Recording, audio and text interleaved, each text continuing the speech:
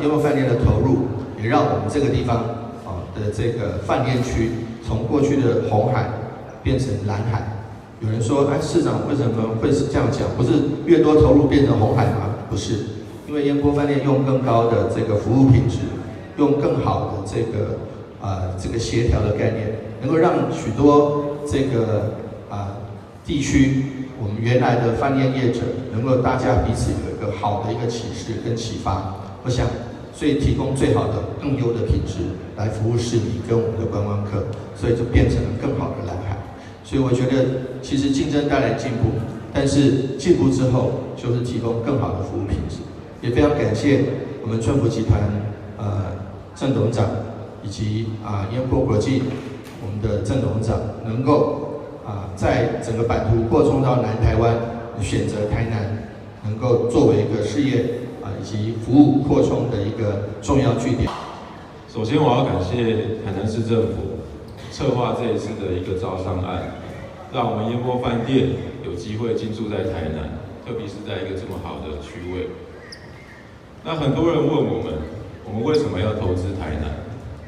我在这边跟各位分享，其实我们在5年前就开始进入台南，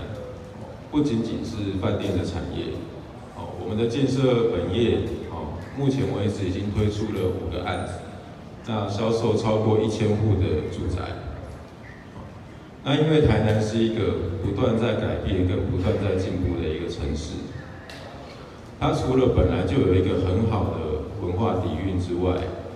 那再加上近年积极的招商，还有未来的重大公共建设，那我想要特别强调的是市府的这个对于招商的积极度，还有重视行政效率的这个文化。我到现在都还记得当时的这个陈美玲秘书长，还有我们当时的经发局长是方局长，是现在的秘书长，都是非常的积极认识，带着团队向前冲的。那甚至我们在新建期间，当时的代理市长、理事长也来视察，给我们指导。那我相信未来我们台南在黄市长的带领之下，一定会往一个更进步、更好的方向，更好的未来。那我们春福建设、春福机构一定也会更努力、更尽力、更用力的继续投资台南，我们一起让台南变得更好。